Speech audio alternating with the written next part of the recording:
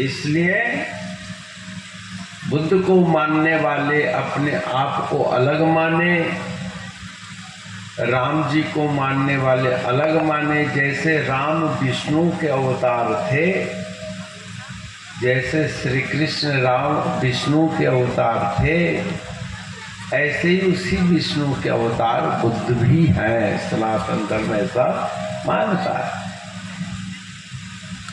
खैर, इन द्वंद्वों में न पड़कर आज के उपस्थिति जिस हेतु से है उस हेतु पर चर्चा करेंगे।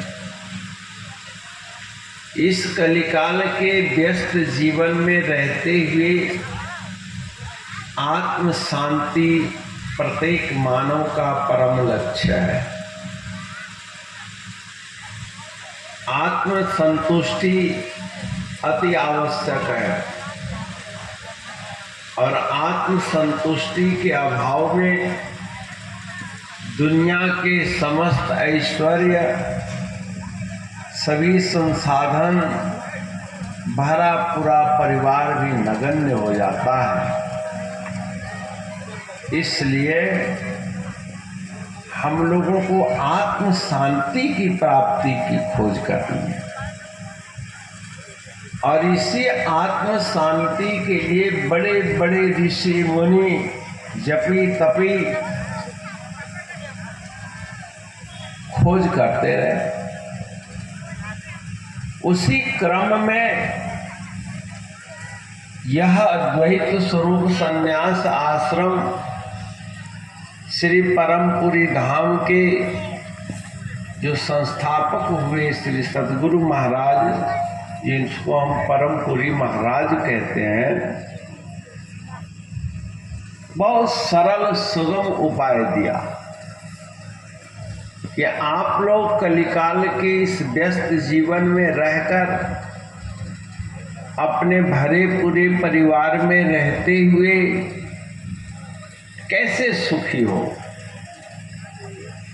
इस सुख का सूत्र क्या है?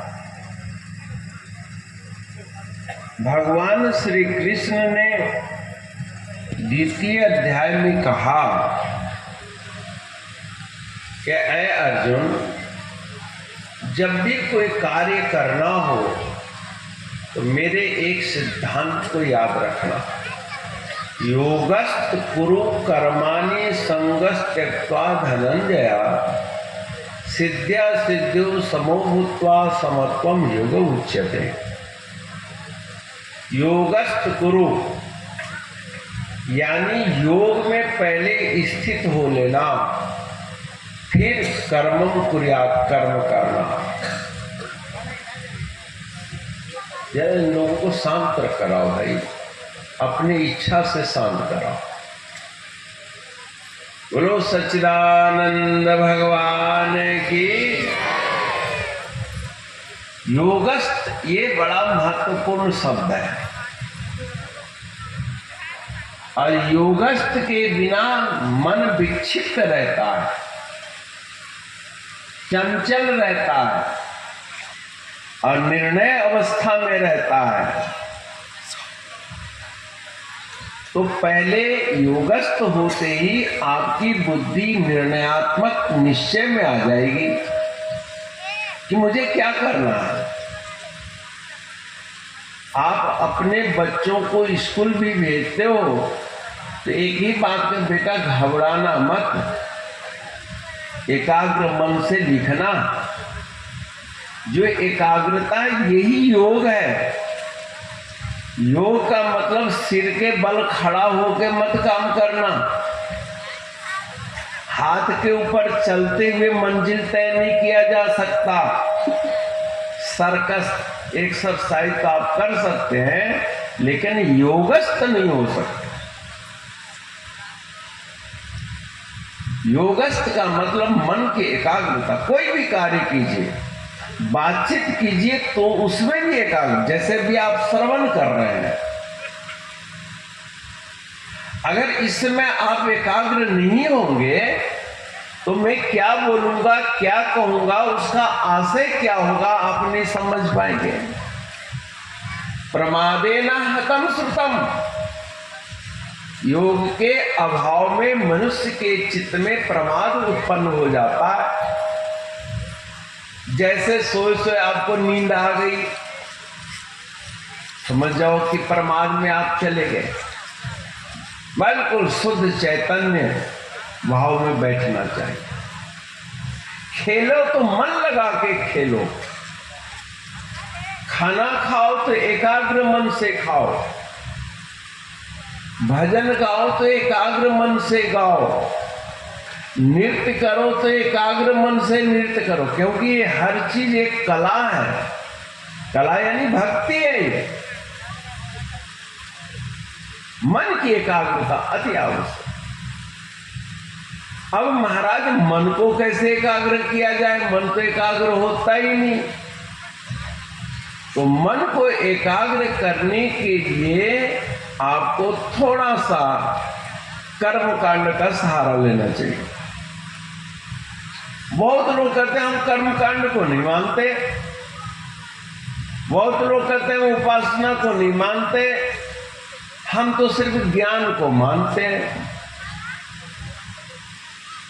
कैसे ज्ञान को मानते हो भाई? ज्ञान जब भी होगा तो उस ज्ञान का प्रयोग कहां करोगे बिना कर्म के? उभाभ्याम एवं पक्षाभ्याम यथा के पक्षाम गति तथैव ज्ञान कर्माभ्याम जायते परमं पद।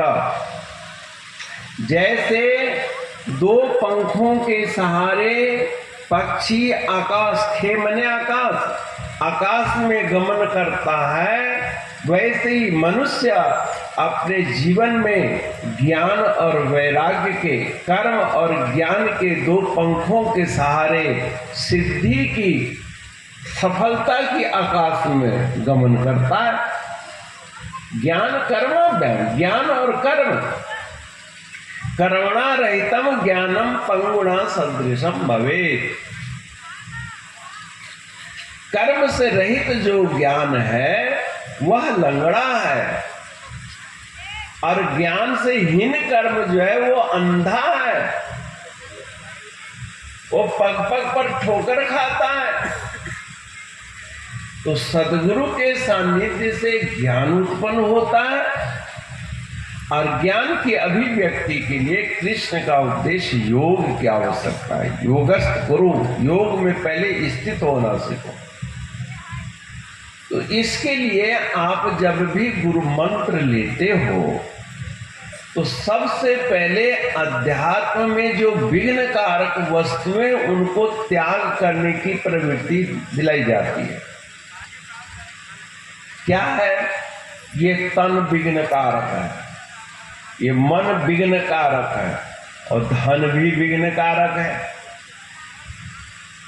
आप आरती में गाते हो ना, तन मन धन सब है तेरा, तेरा तुझको अर्पण क्या लागे मेरा।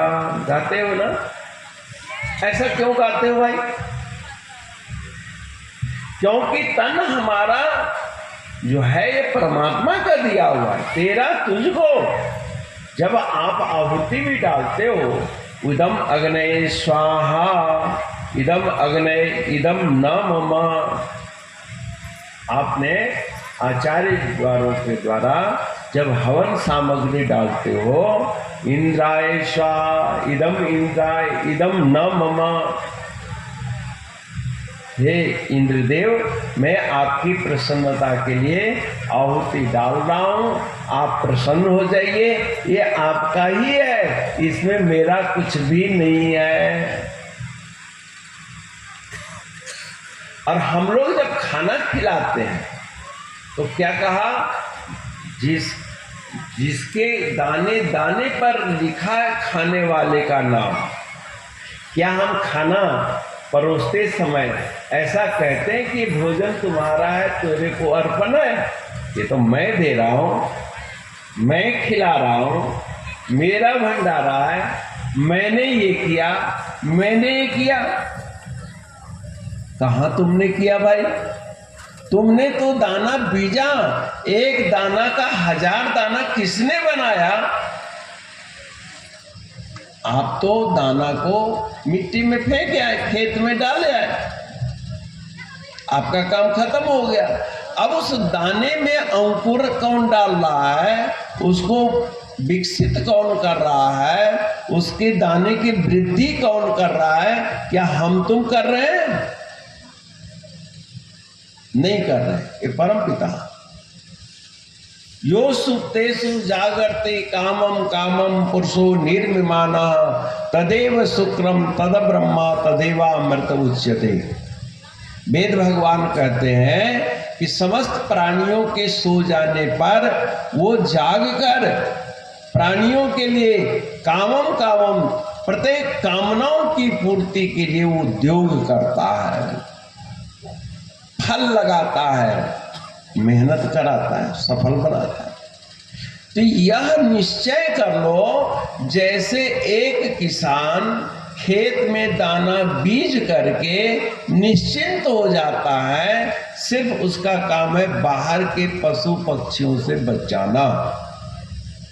बाकी बीजा हुआ बीज जो है स्वतः पृथ्वी के उर्वरा शक्ति से फलित होगा।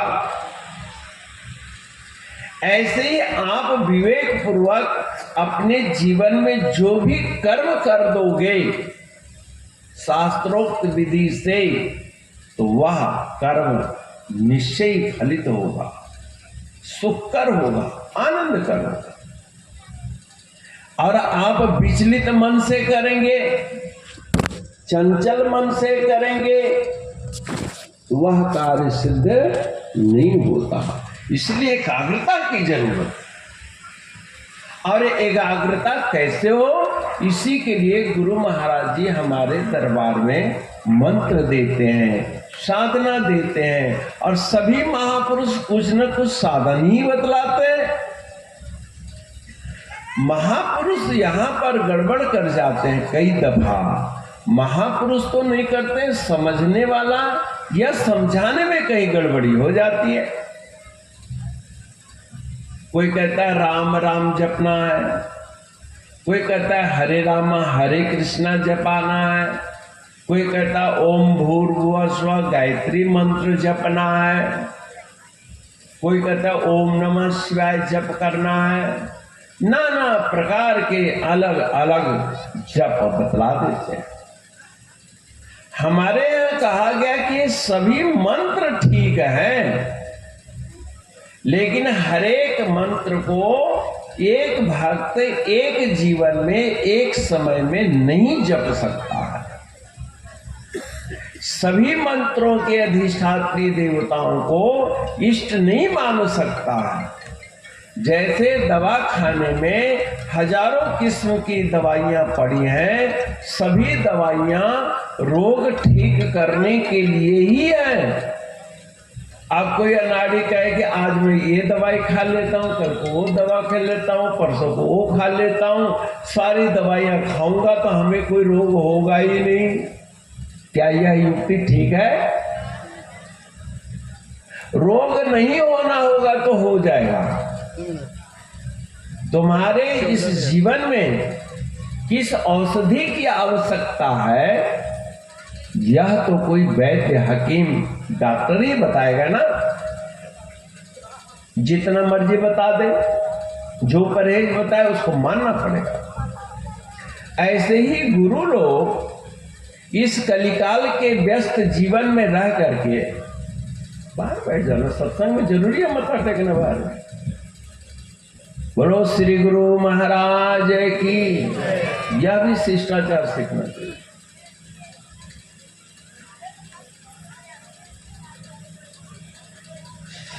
कितना व्यतिक्रम हो जाता है तुम लोग जानते नहीं।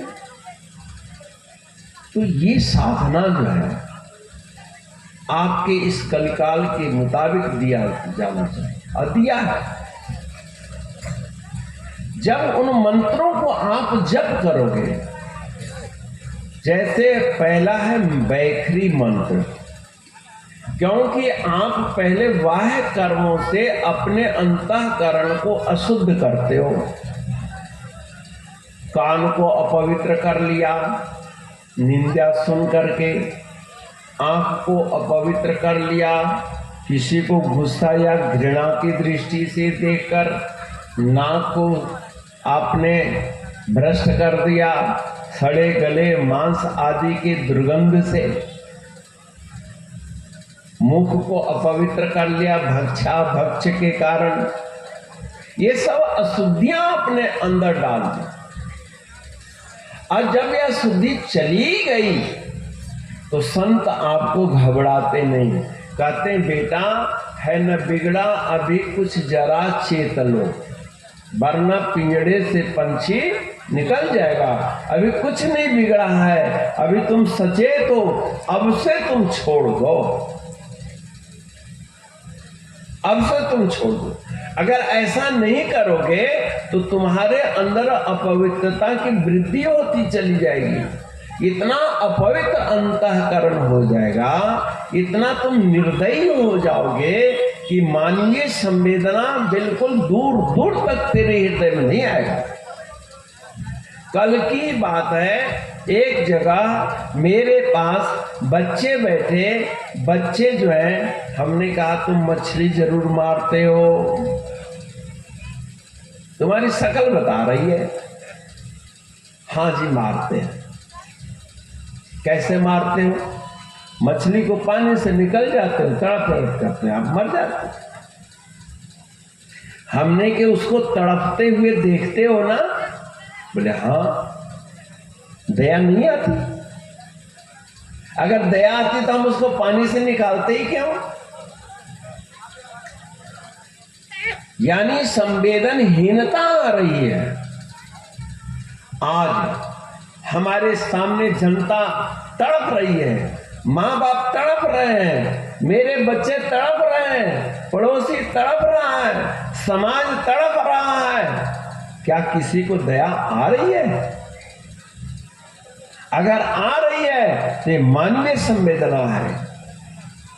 ये शाम न विद्या तपो न दानम, ज्ञानम न शीलम न गुणो न धर्मः, ते मृत्युलोके भुवि भारभूता, मनुष्य रूपेण मृगाश्च चरन्ति। मृगाश्चरण, मृग है, पशु है।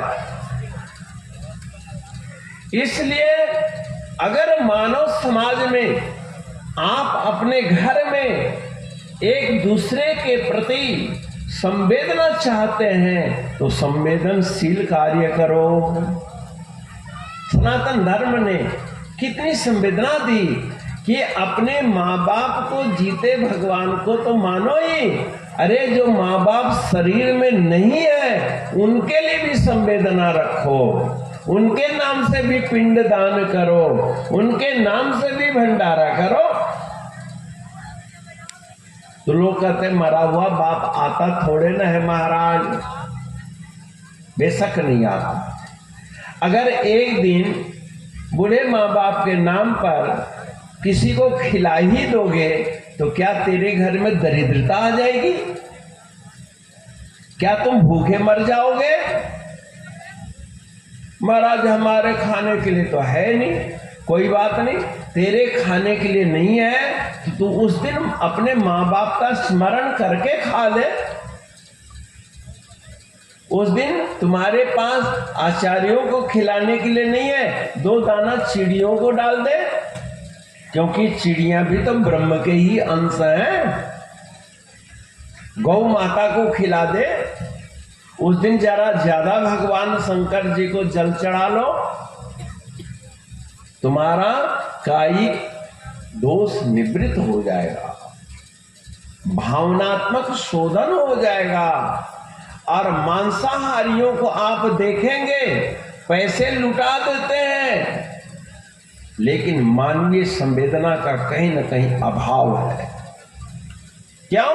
क्यों? तड़पते हुए जानवर पर जब दया नहीं कर सकते तो संवेदनहीनता बढ़ते बढ़ते बढ़ते अपने माँ बाप और स्वयं के प्रति भी संवेदनशील नहीं रहते।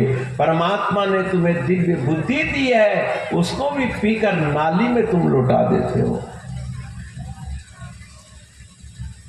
आपके शराब पीने से आपके मांस मछली खाने से हमें कोई फर्क नहीं पड़ता, लेकिन एक संत के नाते, इस समाज के गार्जियन के नाते हमें यह चिंता करनी पड़ती है कि आज इस कलयुग में वो परम पिता परमात्मा के सनातन अंश प्राणी जो हैं ये क्यों दुखी हो रहे हैं।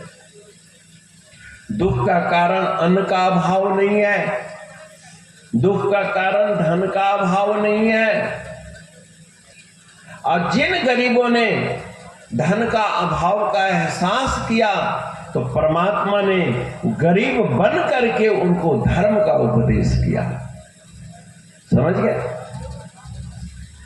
जैसे सतानंद ब्राह्मण बहुत गरीब था, भीख मांगकर गुजारा करता था। ये सनातन धर्म के एक बहुत प्रसिद्ध श्री सत्यनारायण जी की कथा की एक प्रसंग है।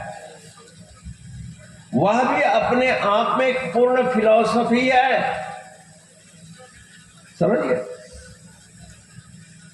विप्र रूपधारी श्री विष्णु ने पूछा, ऐ बाबा तुम गली में इधर उधर क्यों घूमते हो? तो उस बाबे को अपना उपहास नजर आया, क्योंकि मैं भीख मांग रहा हूं, ये तो सबको दिखाई दे रहा है। भीख मांगने वाले से कोई पूछे क्या मेहनत कर रहे हो, ये तो उसकी मजाक हुई। उसने कहा बाबा आप मेरे से मजाक मत करो, अगर इस गरीबी से बचने का कोई उपाय हो तो बताओ। बोले हाँ उपाय है ना, क्योंकि परमात्मा ने तो किसी को गरीब बनाकर भेजा नहीं। राजा के लड़के को भी यही 2 पैर 2 हाथ सिर कान आंख नाक दिया है, बराबर की पूंजी दी है। अब तुम्हें भी 2 हाथ पैर दिए हैं।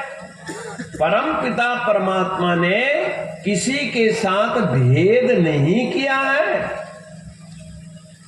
किसी के साथ भेद, लेकिन प्राप्त वस्तु का हम सदुपयोग न करके इसका दुरुपयोग करते हैं। पैर से सन्मार्ग पर न जाकर के कुमार्ग पर जाते हैं, इसलिए हमारी गरीबी आ जाती है। याद रखो, आपको आज जो मिला हुआ है ना, इसका सदुपयोग करो। अगर सदुपयोग नहीं करोगे तो अगले जन्म में उस वस्तु से तुम निर्धन बना दिए जाओगे। जैसे आपने देखा होगा, जन्मजात कोई बिना पैर का जन्म ले लेता है, पिछले जन्म में पैर का दुरुपयोग किया। कोई अंधा पैदा हो जाता है, उसने अपने आंख का दुरुपयोग किया। कोई कान ही से बगैर होता है, वो कान का दुरुपयोग किया। कोई बच्चों का दुरुपयोग करता है, कोई, यानी जिस वस्तु का आप दुरुपयोग, आज हम लोग बुद्धि का दुरुपयोग कर रहे हैं। मैं अक्सर सुनाता हूं, श्री हनुमान जी महाराज बैठे थे, मंगलवार का दिन था और वो अपने मंदिर में नहीं गए। देवताओं ने पूछा, श्री हनुमान जी आपको तो आज अपने गद्दी पर बैठना चाहिए। बोले क्या बात? बोले आज तो बहुत लोग आएंगे और आपसे कुछ मांगेंगे और आप उनको दीजिए। हनुमान जी ने कहा क्या कहूं देवताओं, मैं इनको दे दे के हार गया। अरे रोज एक ही चीज मांगते हैं मेरे से। क्या मांगते हैं महाराज? रोज ये अपने आप को स्वीकार करते हैं, बुद्धिहीन तनु जानिके, बोलो बुद्धिहीन सुमिरो पवन कुमार, बल बुद्धि विद्या देव मोहि, हरहु कलेश विकार। मांगा ना आपने? पहले आपने क्या कहा? हे हनुमान जी मैं बुद्धिहीन हूं, मैं बुद्धिहीन हूं।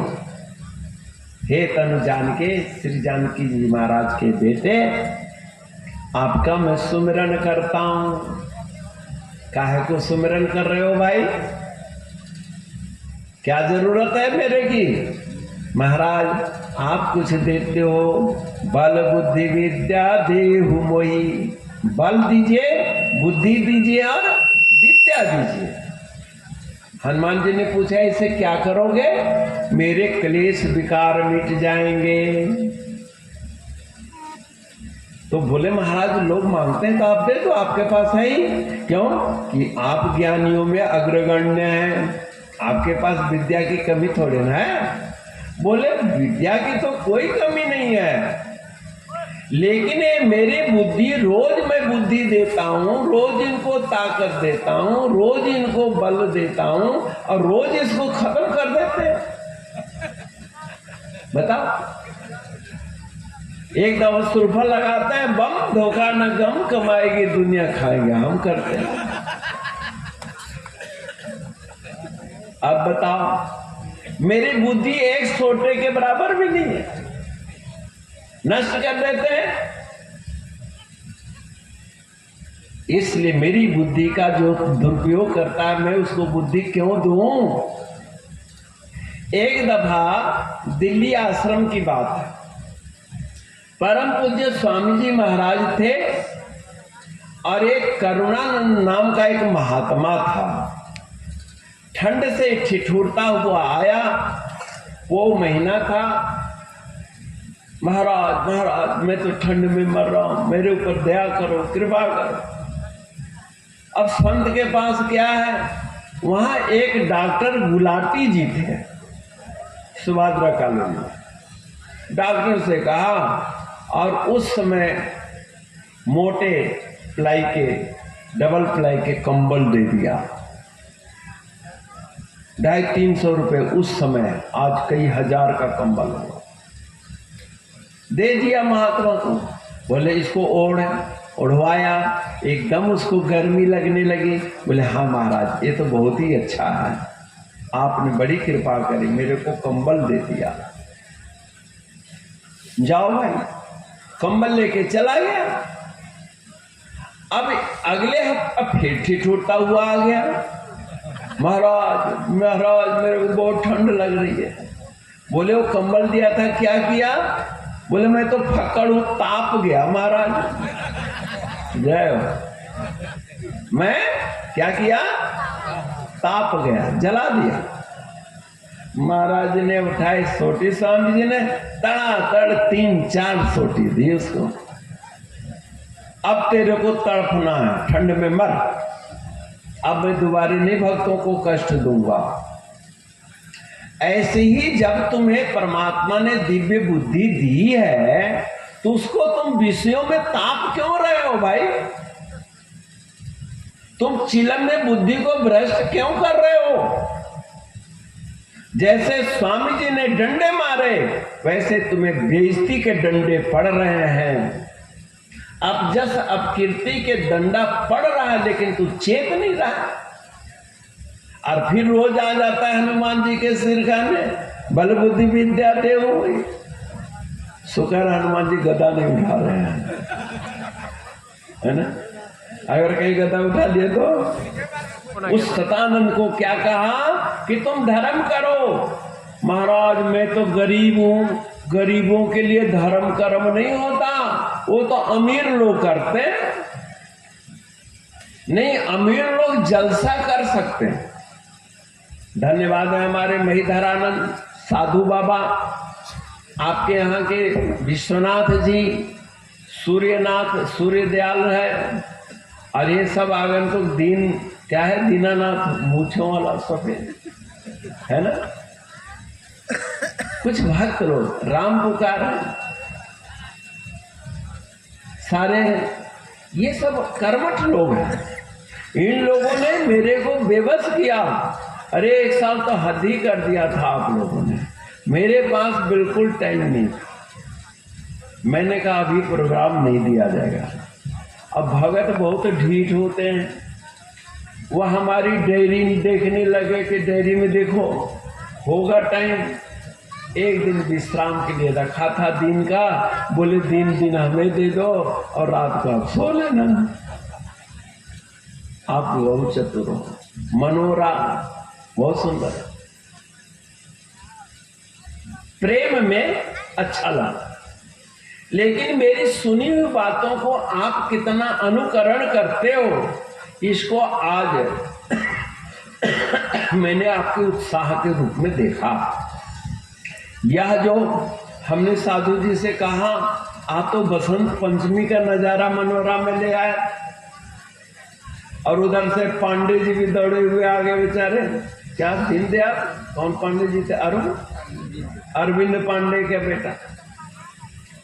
अच्छा लगा, यानी इस प्रोग्राम के लिए आपने दूर दूर से आगमन किया है। एक दो आदमी उसका, वो तो हमने चावल के 2 दाने देखे ना। आप सब संस्कारी लोग, कोई कहाँ से आ रहा है, कोई औरंगाबाद से आए, रामचंद्र बाबू जी भी आए, पप्पू सिंह जी भी आए, गुरु हरि जी आए, और ये गायक जन तो हमारे हैं ही। तो सबका नाम लेना तो संभव नहीं, लेकिन जो जो लोगों ने आपने तिल फुल दान करके ये योगदान किया है, कार्यक्रम रखा है, ये धन्यवाद के पात्र हैं। क्योंकि अब इस कार्यक्रम के माध्यम से इस आसपास के ग्रामीण लोग, बुजुर्ग लोग, बच्चे लोग, नौजवान काश अपने जीवन को सुधारने की कोई एक नुक्ता मान ले, तो आपका लाखों रुपया खर्च सफल हो जाएगा। क्योंकि लाखों रुपया खर्च करके लोग मनोरंजन करते हैं, लोगों को बिगाड़ते हैं, वहां नशा की ओर प्रवृत्त कराते हैं, लेकिन ये लाखों रुपया आपके स्वास्थ्य, मन, बुद्धि के विकास के लिए मैं खर्च करा रहा हूं। एक दफा मैं कहीं जा रहा था पंजाब में, एक मुझे कम्युनिस्ट मिल गए। हालांकि पार्टी की आलोचना नहीं करता, लेकिन मेरे मन में पता नहीं, वो अपने आप को ही कह दे कि मैं कम्युनिस्ट हूँ। हमने कहा कि बहुत अच्छा भाई, मैंने कम्युनिस्ट के विषय में सुना नहीं, कम्युनिस्ट कहते किसको है? मैं सबका भला चाहता, सब सुखी रहे, यह मैं चाहता हूँ। मैं बस में जा रहा था, हिमाचल की पहाड़ियों में जा रहा था। हमने तो बहुत अच्छी बात है। अच्छा ये बताइए, कौन लोगों को दुखी करना चाहते हैं? कोई ऐसे भी इंसान है जो दुखी करना चाहता हो? सिवाय मांसाहारी के। मांसाहारी जो है ये प्राणियों को दुखी ही नहीं देते, उनको खत्म ही कर देते हैं, मर गए। हमने कहा आप कैसे करते हो? आप लोगों को बोले जो धनवानों के पास है ना, धनवानों से लेकर के गरीबों में बांट देना चाहिए, ये साम्यवाद है। हमने क्या मतलब, मैं समझा नहीं। बोले बताइए, एक फैक्ट्री में 1000 आदमी काम कर रहा है, उनको 200 रुपए मजदूरी मिलती है, और एसी रूम में बैठा हुआ है, वो न जाने कितना लाख रुपया कमा लेता है। एक गरीबों का शोषण हुआ कि नहीं हुआ? हमें हाँ, ये तो तरीका तो ठीक है। फिर क्या करोगे? तो उसका सारा पैसा गरीबों में बांट दिया जाए। तो हमने मान लो उस फैक्ट्री वालों को गोली मार दो, खत्म ही कर दो, ताकि दोबारा फैक्ट्री न चला सके। तो क्या तुम फैक्ट्री के कल पुर्जे गरीबों में बांटोगे? उसके काउंटर में जो 10, 20, 50 हजार या लाख रुपया होगा, वही तो तुम छीन करके गरीबों में बांटोगे। लेकिन याद रखो, वो 1000 गरीब बेरोजगार हो जाएंगे, 200 रुपए दिहाड़ी उनको नहीं मिलेगी, और वो एसी रूम में बैठा हुआ तो नजर आता है, लेकिन जेठ के दोपहर में जितना इंसान तपता है, उससे ज्यादा उसका दिमाग तपता है। और दूसरे फैक्ट्री खोलने की योजना बनाता है, ताकि 1-2 हजार आदमी को और नौकरी दी जा सके। तो बताओ, वो 2000 आदमी को नौकरी देना चाहता है, और आप 2000 आदमी की नौकरी छीनना चाहते हो। बोले बाबा जी मैं समझा नहीं आपकी बात। मैंने कहा असली कम्युनिस्ट तो मैं हूं, महात्मा लोग हैं। बोले वो कैसे? बोले आप बंदूक के बल पर पैसा छीनते हो, मैं बोली के बल पर उनसे दान करवाता हूं, दान करवाता हूं। ठंड में हजारों लोग तड़प रहे हैं ठंड से, मेरे पास गुंजाइश नहीं है कि मैं कंबल दे सकूं। मैं उन धनवानों को कहूंगा, अरे गरीबों को कपड़ा देना ये पुण्य का काम है, तुम्हारे रोजगार चलेगा। और वो अगले दिन 1000 कंबल खरीद कर गरीबों को बांट दिया। तो उसके जेब से 1 लाख रुपया निकलवाया ना हमने, लेकिन हमने बोली के बल पर निकलवाया, गोली के बल पर नहीं। और आज इस संसार में जितना परोपकार है ये संतों की बोली की देन है। अरे हकीकत है, ये सच्चाई है। एक हमारे लाला जी थे, उनके यहाँ छापा पड़ गई, गरीबी आ गई, रिश्तेदार के यहाँ मुंह छिपाए बैठे थे, दाने दाने के लाले पड़ गए। बोले कि महाराज मेरे को कोई उपाय बताओ, मैं तो गरीब हो गया। काहे का लाला? जैसे उस सतानंद ब्राह्मण को कहा विप्र रूपधारी श्री नारायण ने कि धर्म करो, कैसे गरीबों के पास तो कुछ भी नहीं है। बोले नहीं, जो तुम भिक्षा लेते हो, जो भी कमाई करते हो, इसी में से भगवान को दान करो, सत्यनारायण व्रत करो। तुम अपने जीवन में सत्य बोलना शुरू कर दो। बोले महाराज कल को जो मेरे को भिक्षा मिलेगी ना, मैं उसे श्री सत्यनारायण जी का व्रत करूंगा। और उसने ऐसा ही मन में संकल्प लिया, और संकल्प से उसके दिल दिमाग से ऐसी एनर्जी निकलने लग गई जैसे इस फूल से सुगंध निकलती है ना। ऐसे ही मनुष्य के अंदर जब शुभ विचार होता है तो एक आकर्षण शक्ति पैदा होती है। धन लक्ष्मी रुपया पैसा अपने आप आकर्षित होता है, अर्थात आपको मेहनत करने की प्रवृत्ति बन जाएगी, आपकी बोली में मिठास आ जाएगी। ग्राहक ने 1 सामान लेना है, वो 4 सामान लेने जाएगा। 1 ग्राहक आएगा, 4 ग्राहक आने लग जाएंगे। करके देखो तो सही। उस विप्र ने ऐसा ही किया कि आज मेरे को जो भी भिक्षान मिलेगा उसको हम भगवान को भोग लगाएंगे। और लोग दुगना दुगना उसको देने लगे। वो बड़ा प्रसन्न था, बड़ा खुश था। अब देखो सतानंद कितना महान संत हो गया। अरे ये नहीं कि भिख मांगा, उनका मुख राजा को भी कहा कि तुम भी भगवान की कथा करो। उस लाला को संतों ने कहा गरीबी आ गई, कोई बात नहीं, परोपकार करो। महाराज मैं क्या परोपकार करूं, मैं तो किसी रिश्तेदार के यहाँ सिर छिपाए हुए हूं। बोले खाना तो खाता है ना? बोले हाँ खाना खाता हूं। बोले उस खाने में से 5 चावल के दाने निकालकर चिड़ियों को दे दिया कर,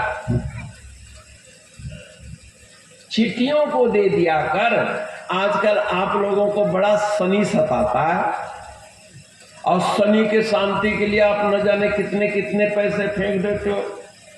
फेंको, पैसा है काय के लिए, रख के क्या करोगे? बच्चे खराब होंगे, इसलिए शनिदेव आते हैं, अच्छा करते हैं। शनिदेव कोई खराब थोड़े ना करते हैं। तुम वैसे गरीबों को दोगे नहीं तो तुम गरीब हो जाओ, ताकि गरीबी का एहसास हो। शनि की शांति के लिए 1 चम्मच शक्कर लेकर ना चींटियों को दिया करो। जहां पेड़ पौधा हो ऐसे ही कहीं झाड़ी में डाल दो, कोई हर्ज नहीं। पीपल के पास डालो तो उत्तम है, क्योंकि पीपल ऑक्सीजन देता है, और वहां 7 परिक्रमा करने से आपके दिल दिमाग में शुद्ध ऑक्सीजन जाता है, वही शनि की शांति होती है। और अगर आप यही मेरी मुद्रा के मुताबिक बैठ करके 5-10 दफा ओम की ध्वनि कर लो तो तुम्हारा शनि अपने आप शांत हो जाएगा। लेकिन शनि शांति के लिए तिजोरी मत भरने लग जाना, क्योंकि वो तो तुम्हारे साथ जाएगा नहीं। इसलिए गरीबों में धर्मार्थ कार्यों में जरूर लगाओ। कहीं मंदिर बन रहा हो, अधूरा मंदिर हो, उसमें लगाओ। किसी गरीब कन्या की शादी हो रही हो, पैसे सामर्थ्यवान ना हो, उसमें सहयोग करो। कोई बीमारी हारी में पड़ा हुआ है, अनदा जलदा सेवा आतुरस चिकित्सका, त्रये मायाति बिना यज्ञ न भारत। भूखे को अन्न, प्यासे को पानी, रोगी को दवा, ये 3 क्रम अगर तुम कर लो तो बिना यज्ञ जप तप के भी तुम स्वर्ग के अधिकारी बन जाओगे। बोल श्री गुरु महाराज की। जो सामर्थ्यवान है वो जरूर करे, और जो गरीब है वो देने वालों को ये शुभ कामना करें कि जिसने मुझे 1 मुट्ठी अन्न दिया, हे भगवान इसको 100 मुट्ठी अन्न देना, ताकि 10 जनों को और 1-1 मुट्ठी दान करें। शुभ संकल्प करो। सर्वे भवन्तु सुखिनः, सर्वे सन्तु निरामया, सर्वे भद्राणि पश्यन्तु, मां कश्चित् दुख भाग भवेत्।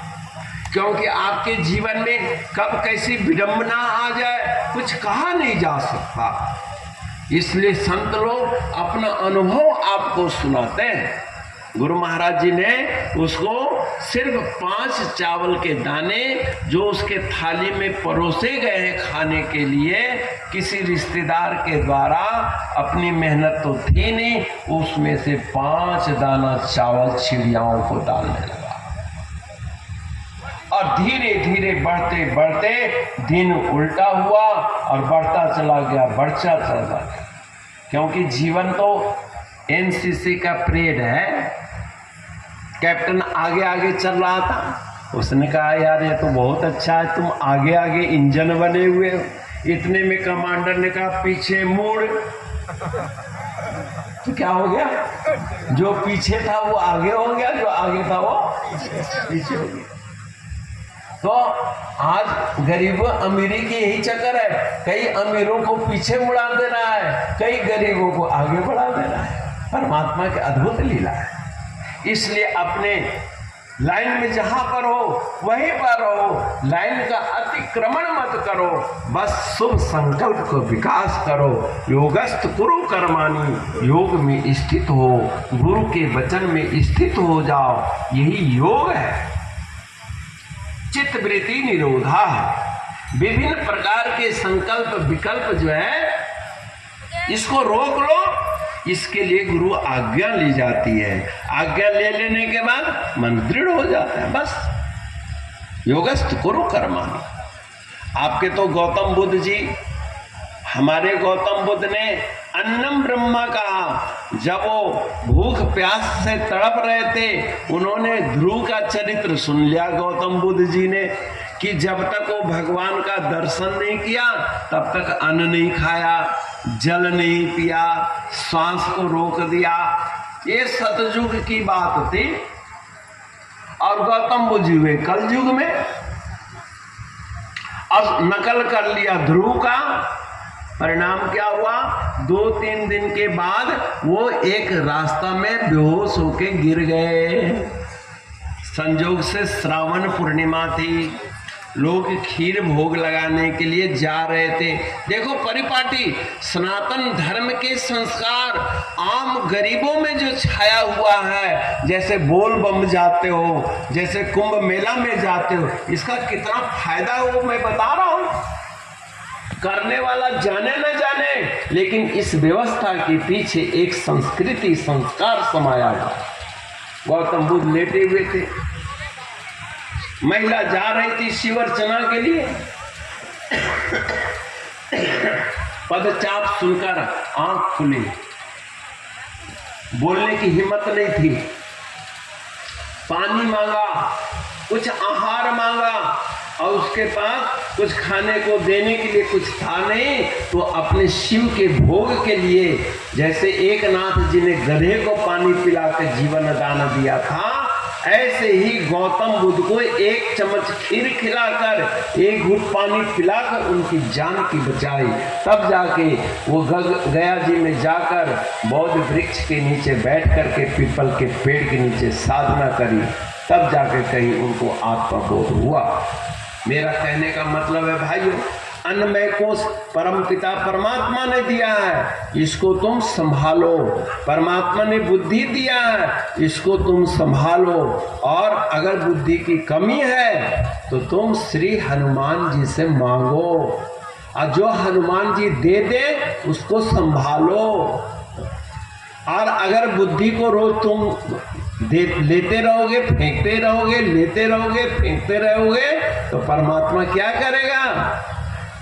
फिर स्वामी जी के तरह सोटी मारेगा। परमात्मा तुम्हें पिटाई तो बहुत कर रहा है। देव दुर्लभ मानव तम खा करके भी तुम पशु की तरह विचरण कर रहे हो।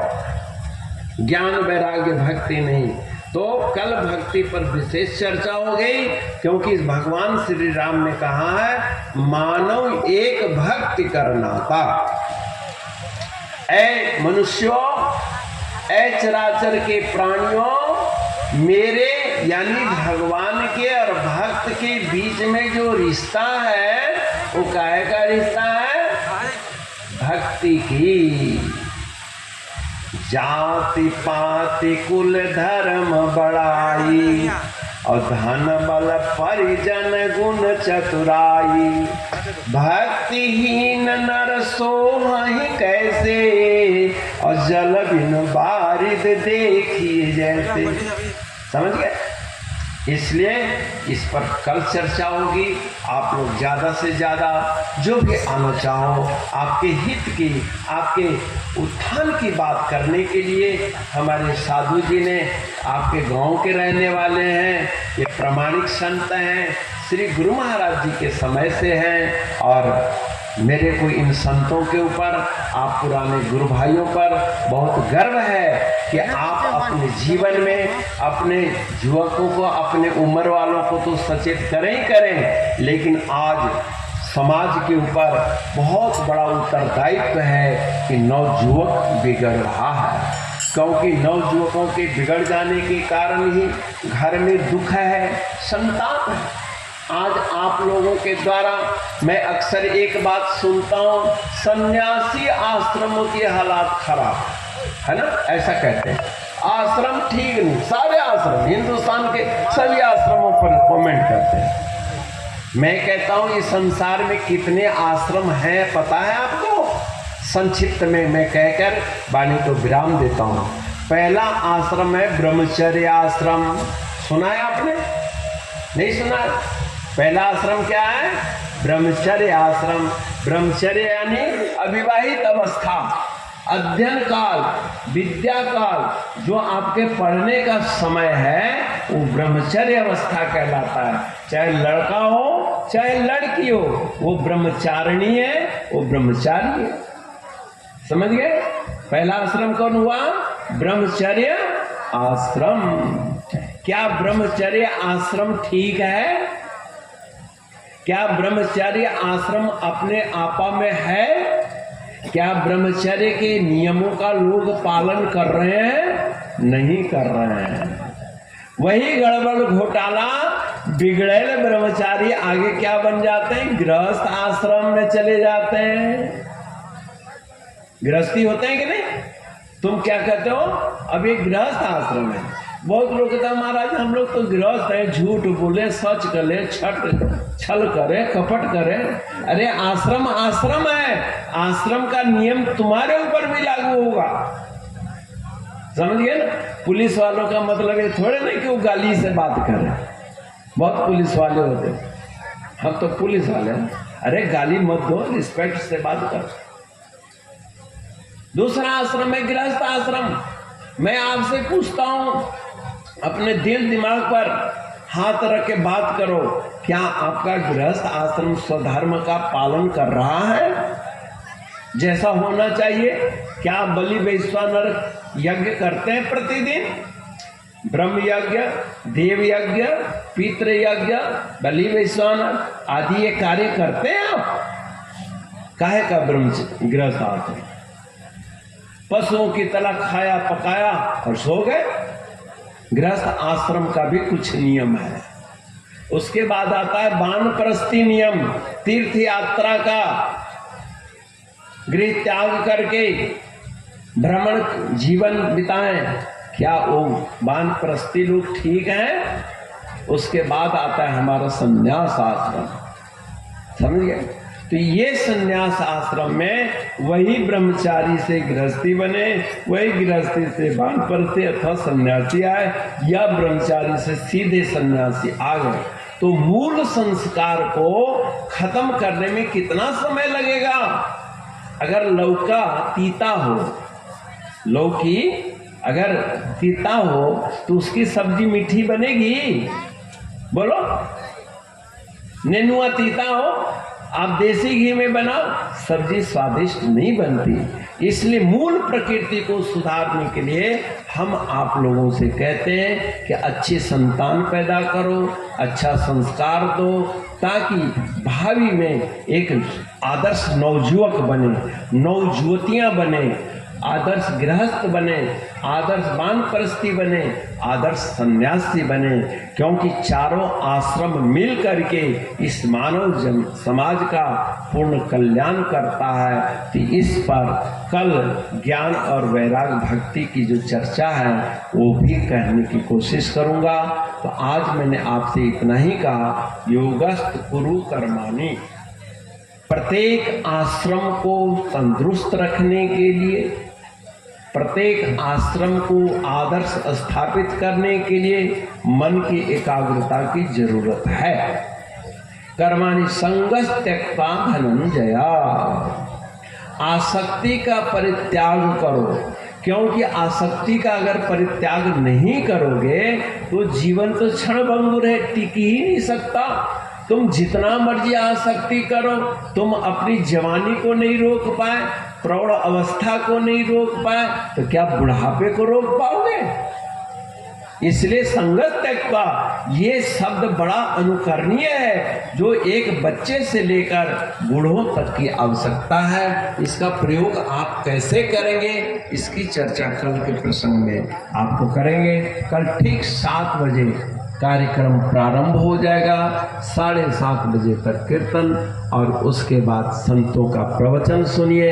आप लोगों का भजन तो हम भी सुनने के इच्छुक होते हैं, लेकिन क्या करें, मंच का एक मर्यादा होती है और लोग आते हैं सुनने के लिए, इसलिए हमको बोलना पड़ता है। लेकिन मैं चाहता हूं कि आप लोगों की भी आवाज़ मेरे कानों तक आए, तो आप लोग समय से आए, और मैं आप लोग निसंकोच होकर बोला करो। मैं स्टेज पर बैठूं अथवा ना बैठूं, मेरे कान आपके स्टेज के पास ही रहता है, और मैं वहीं से सबको नंबर देते रहता हूँ। महाराज जी से कहता हूँ कि देखो अच्छा भजन गाया, ये अच्छा वचन हुआ, ये हुआ, तो आपके बौद्धिक विकास होगा। आपके समस्त बंधुओं के लिए शुभकामना करता हुआ आज वाणी को यही विराम देता हूँ।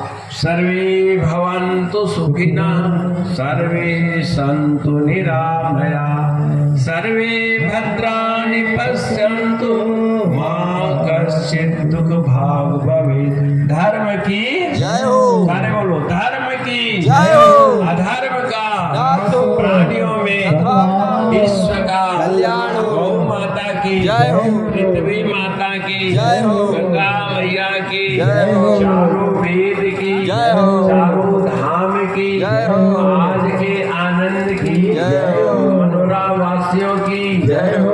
पार्वती पते हर हर हर महादेव। कृपया सभी लोग बैठे रहेंगे, अभी प्रसाद वितरण किया जा रहा है।